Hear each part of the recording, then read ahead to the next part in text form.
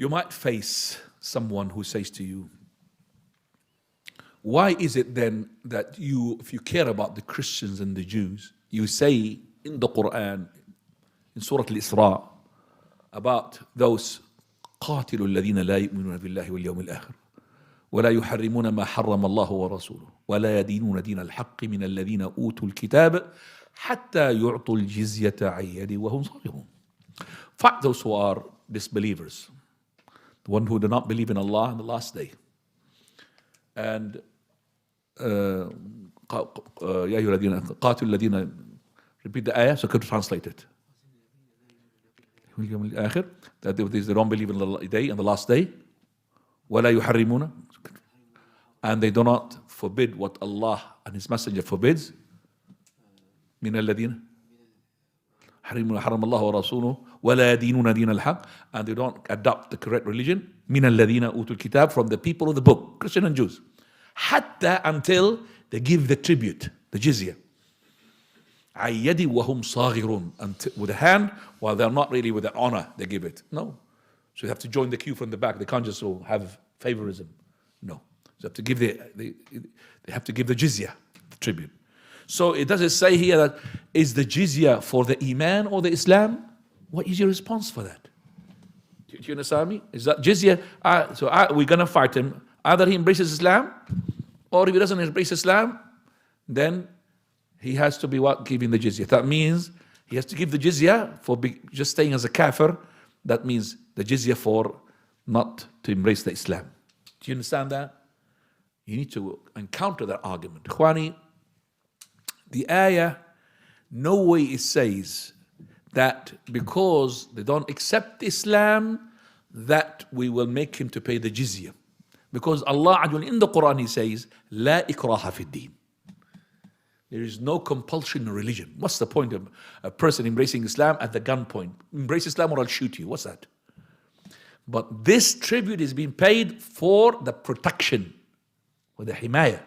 So let's say now two non-Muslims, we fight them and the enemies, we fought. Now one of them embraced Islam. He became a Muslim. If he became a Muslim, then there's a zakah on him, there is lots of things. This one is not a Muslim. This non-Muslim, okay, he needs my protection because the land became ours. Because of that protection, he has to pay the money, not because of the Islam. If he's a Muslim, he's about one of us, he will be paying the zakah.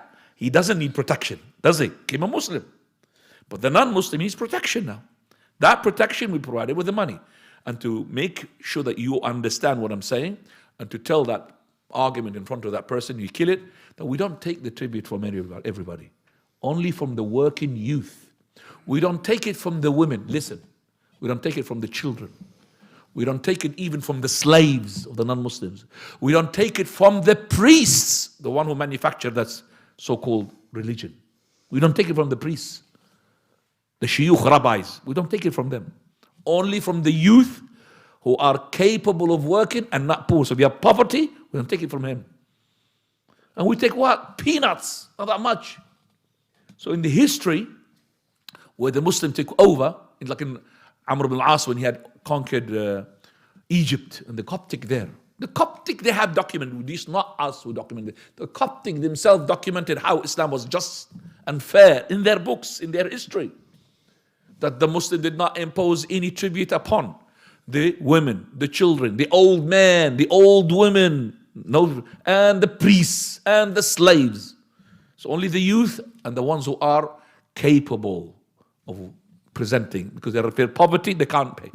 So where is that? The thing is that they have to be pay money just because of their iman. It's nonsense, ya ikhwani. Okay, that's nonsense. We pay the money for protection. One of the stories, which is at the time of Abu Ubaidah, not Abu Ubaidah, Ubadah ibn Samit radiyallahu anhu. When he was at that time of his, one of the provinces, I can't remember, that they have liberated some lands, and the lands so got some people of the book. They had to pay the tribute. The tribute, just to show you that it was only for the protection, that because they have promised them to protect them, and the army was not strong enough to be sent to that area to protect them, so he had sent the Khalifa there at the time all the tribute which is be collected to be returned back to them. Because what? They were not able to protect them. All the tribute to be paid, and that's documented, ya Ikhwani. That's documented in number of books. Well, alhamdulillah. To show that Islam does not make you money. No, because if you they don't embrace Islam, will shoot you. No, because if you don't want to say Muslim, it's up to you. It's your choice. But you have to have protection. If you don't want protection, we're not going to take money from you. If you don't want protection, no tribute to be paid. With our protection, these people pay zakah, the Muslims. You're going to be saying like this, we're paying nothing? And the zakah, look, is to be taken from the women who are rich. Some, as well, school of thoughts, which we don't really follow, take it from the children who are rich. But we follow the other opinion. The child will not pay zakah until he reaches what? His puberty. So the Islam takes zakah from the women and the children. And they take it from the old man and the old woman.